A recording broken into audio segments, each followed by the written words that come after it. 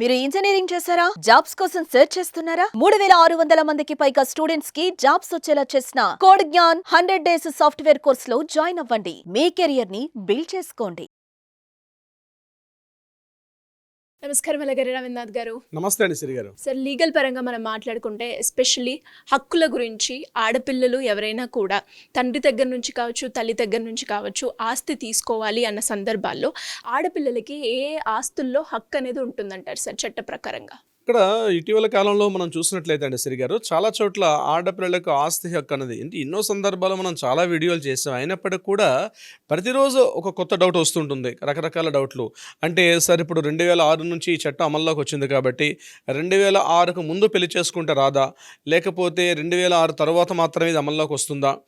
ఇలా రకరకాల కారణాలు మన ఆంధ్రప్రదేశ్లో చూసినట్లయితే అప్పటి ఉమ్మడి ఆంధ్రప్రదేశ్లో చూసినట్లయితే 1985లో ఈ చట్టం వచ్చింది కాబట్టి 85 తర్వాత పెళ్లి చేసుకున్న వాళ్ళకి మాత్రమే హక్కు వస్తుందా, 85కు పూర్వం రాదా అని చెప్పి ఇలా రకరకాల డౌట్స్ అయితే మాత్రం ఆడపిల్లలకి ఆస్తి హక్కు సంబంధించి రకరకాల డౌట్స్ అయితే ఉన్నాయి. ఇది కాకుండా సార్, పెళ్ళి అయిపోయి అత్తవారింటికి వెళ్ళిపోయిన తర్వాత వారికి ఆస్తి హక్కు ఉండదని కొన్ని చోట్ల చెప్తున్నారు. అది ఎంతవరకు నిజం అని చెప్పి నా దగ్గరకు వచ్చే క్లయింట్స్ రకరకాల డౌట్స్ ఎక్స్ప్రెస్ చేస్తున్నారు.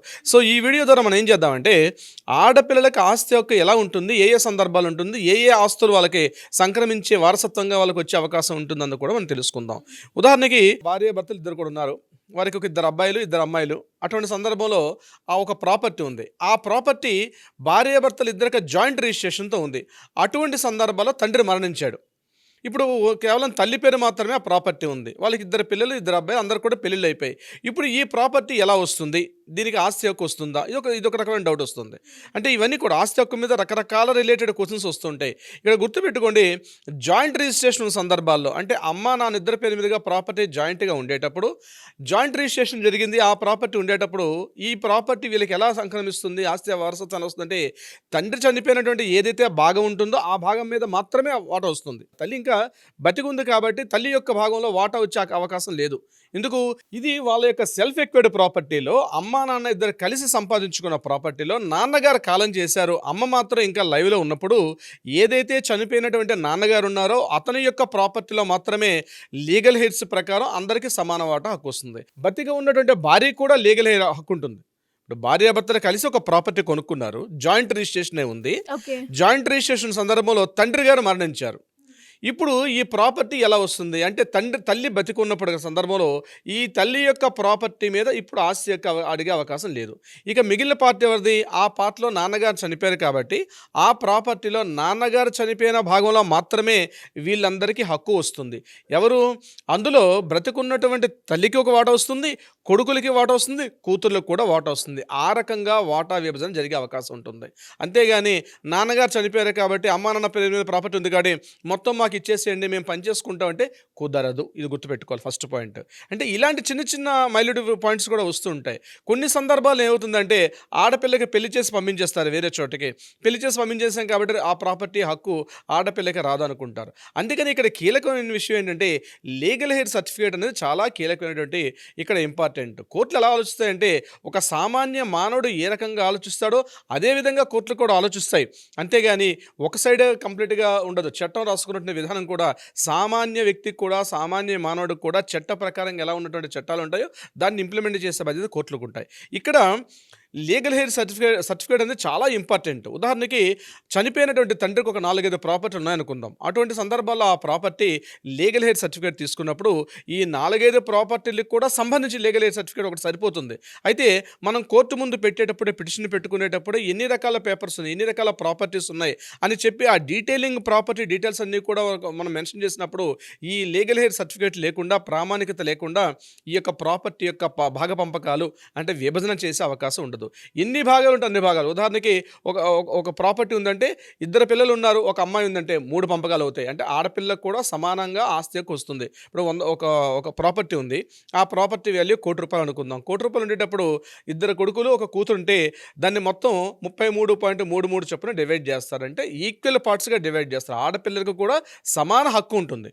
ఆమె పెళ్లి చేసుకోకుండా ఇంట్లో ఉందా, పెళ్లి చేసుకుని అత్తవారింటికి వెళ్ళిపోయిందన్నది అది ఇర్రెస్పెక్టివ్గా ఉండే అవకాశం ఉంటుంది. సో పెళ్లి చేసుకుని బయటికి వెళ్ళినా సరే ఆమె ఆస్తి హక్కు ఆమెకు వచ్చే అవకాశం ఉంటుంది. సో లీగల్ హెయిర్ సర్టిఫికేట్ అనేది చాలా కీలకం. సో ఇటువంటి సందర్భాల్లో భాగ పంపకాలు లేదు, బతికి ఉన్నారు తండ్రి, బ్రతికి ఉన్నారు తల్లి, అటువంటప్పుడు వాళ్ళ ప్రాపర్టీ మీద మనం వెళ్ళి వాటి విషయం మీద మనం కోర్టుకు వెళ్ళగలమంటే ఎట్టి పరిస్థితుల్లో వెళ్ళలేము.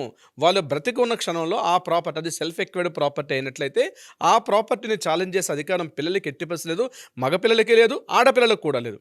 సో బతికున్నప్పుడు లేదు.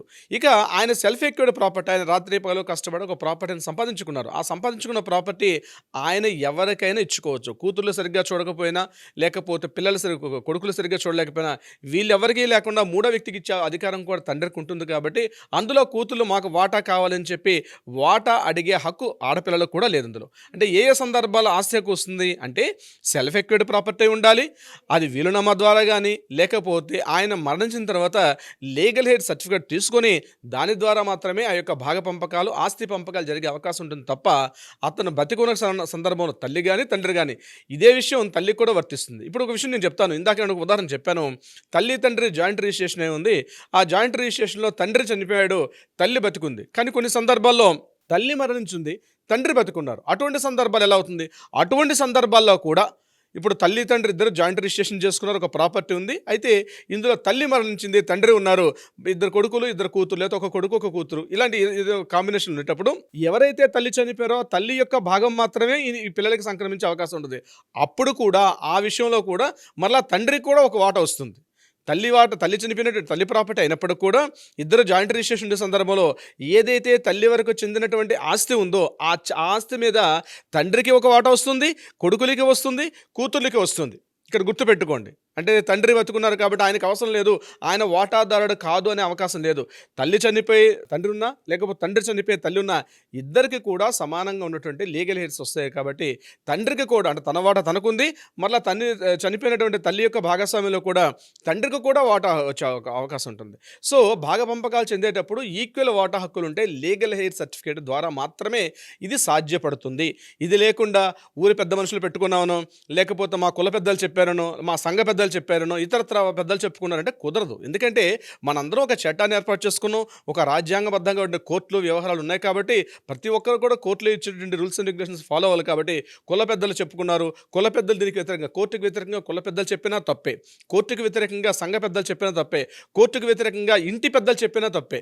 కాబట్టి ఏదేమైనా సరే ఆడపిల్లకి ఇందులో ఆ అమ్మాయికి పెళ్లి చేసి పంపించేశాం కాబట్టి ఆడపిల్లకు నువ్వు తప్పుకోను అడిగే హక్కు లేదని చెప్పి సంఘ పెద్దలు చెప్పినా, కుల పెద్దలు చెప్పుకున్నా, పెద్ద మనుషులు చెప్పుకున్నా, ఎవరు చెప్పినా ఆడపిల్లకి రాజ్యాంగం ప్రకారం సంక్రమించే, వారసత్వంగా సంక్రమించే ఆస్తి ఏదైతే ఉందో అది ఆమెకి న్యాయపరంగా రావాల్సిన హక్కు అయితే ఉంటుంది. ఏ రకమైన కాంబినేషన్స్లో జరిగినప్పుడు కూడా ఆడపిల్ల పెళ్లి చేసుకున్నా, పెళ్లి చేసుకోకుండా వేరే ఇంటికి వెళ్ళిపోయినా, ఏ సందర్భంలోనైనా ఆమెకి హక్కు అయితే తప్పనిసరిగా ఉంటుంది. సిరిగారు, ఎలా సార్ అంటే ఇలాంటి ఆస్తి రిలేటెడ్గా ఎలాంటి ఇష్యూస్ ఫేస్ చేస్తున్న వాళ్ళు ఎవరైనా కానీ, లేదు అంటే ఫ్యామిలీ రిలేటెడ్గా ప్రీ మ్యారిటల్ కౌన్సిలింగ్ గురించి కానీ ఎవరైనా కూడా మిమ్మల్ని అప్రోచ్ అవ్వాలి అంటే ఎలా ఉంటుంది? తప్పనిసరిగా సిరిగారు, ఇటువంటి సందర్భాల్లో ఈ యొక్క ఆస్తి వివాదాలు కావచ్చు, భాగ పంపకాలు కావచ్చు, ఎవరి వాటాలు ఎంత, ఏ సందర్భంలో పలానా ఆస్తి ఉంది, దాన్ని ఎలాగ లీగల్ హెయిర్ సర్టిఫికేట్ ఎట్లా తీసుకొని రావాలి, దాని తాలూకు రూల్స్ అండ్ రెగ్యులేషన్స్ అనుకునేటప్పుడు తప్పనిసరిగా కింద స్క్రోల్ అవుతాను మనం కాంటాక్ట్ చేయగలిగితే మన లీగల్ టీం వాళ్ళకి అప్రోచ్ అవుతారు, సరైన విధంగా సలహా సంప్రదింపులు చేసే ప్రయత్నం కూడా చేస్తారు. అది కాకుండా కోర్టులో ఏదైనా వివాదాలు ఉంటే కూడా వాటికి కూడా న్యాయపరంగా పరిష్కారం చెప్పే ప్రయత్నం చేస్తారు.